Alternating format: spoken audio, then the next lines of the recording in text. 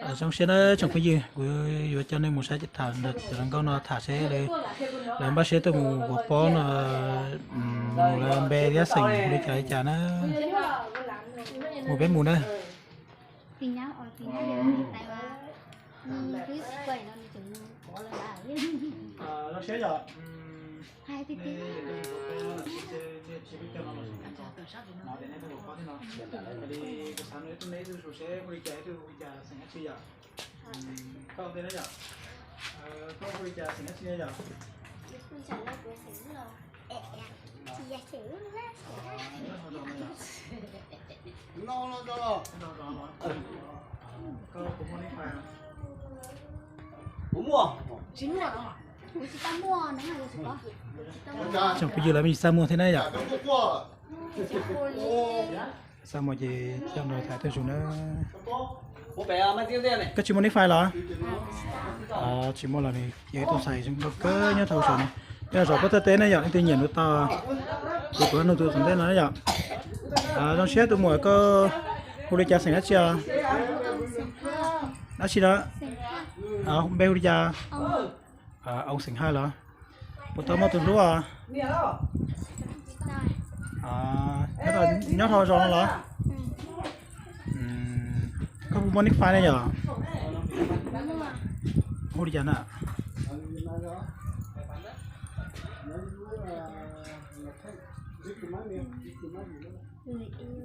có luôn nick file khu đi chơi người em thương rồi em thương tôi nick file hồ người em thương là trong có cái nó nếu nick file lại luôn nick file trong có cái thì điện gì lúc cần của nó này thì nhìn nó là thì tao nếu nick file người em thương nữa thì cô cho nó toàn tên thế vậy nhớ xong tôi mua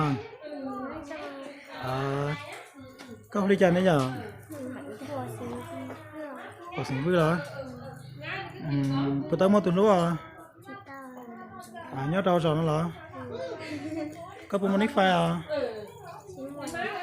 chỉ mua là chỉ mua chơi chơi nó vậy chỉ mua nick file thì ta chỉ để tuần sau thì lúc cầu thay xe xíu để chân xài lo xe trong cầu cường của nó tuy nhiên nó tao nhớ rằng rồi có thực tế này giờ lại nó chia nó xe y lại tuy nhiên nó là tôi nó là có po là rẻ nhất tôi nữa rồi có thực tế nó có thực tế sừng má nữa gì trong nó là sẽ cần cầu thế chỉ ăn nung này trong nó này là phụ văn nghệ là rẻ gì thế chịu là vậy nên chẳng luôn này tuy nhiên là vậy trong bây giờ này số lên sáng tuy nhiên là tôi thả cho lần câu nó nhất là do lần câu cần cầu nữa trên chín này là thọ mà tính thời gian mà chịu chu thế đó sẽ đàn là nó cho sổ còn nữa giờ thì nên thì sổ thì bán được gì Hãy subscribe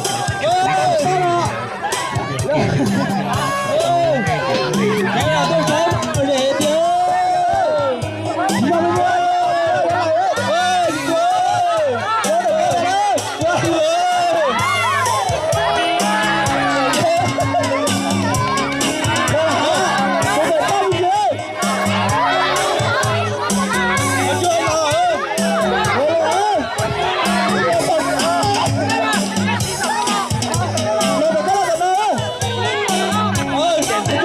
không bỏ lỡ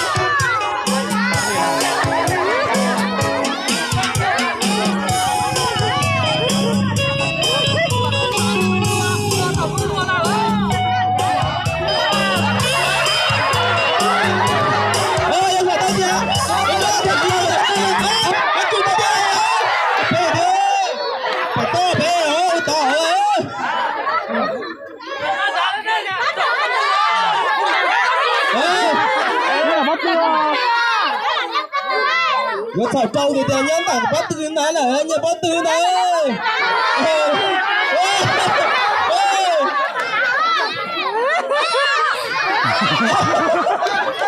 Nào bắt tư này.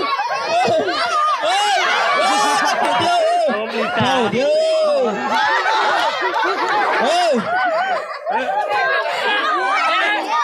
Nào thế ơi. Chủ tiêu. Đá đâu ơi. Trời. Cái này sợ quá, sợ chúng nó ơi.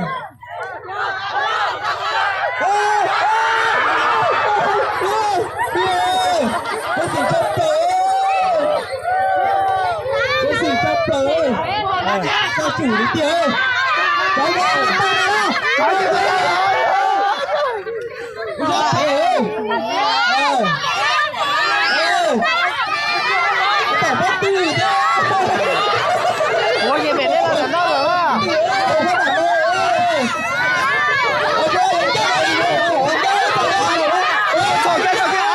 Bị bắt tư rồi. Đừng có ta để cái.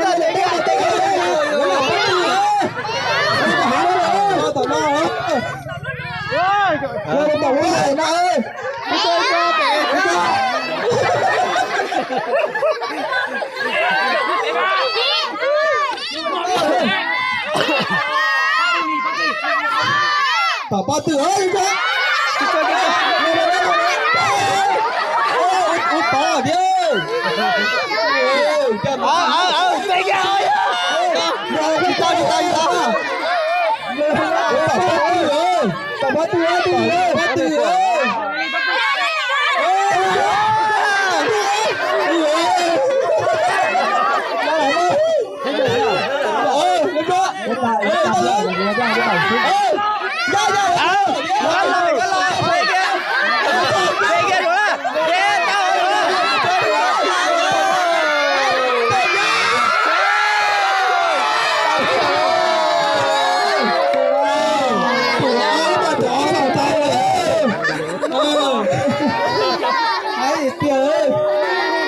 Ông mua vậy chị bỏ kế hả? Đâu ông mua bỏ kế hả? Ôi, sao bờ lại rồi? Chị điều chị dùng gì nọ đi đấy, thằng biết rồi đấy. Sao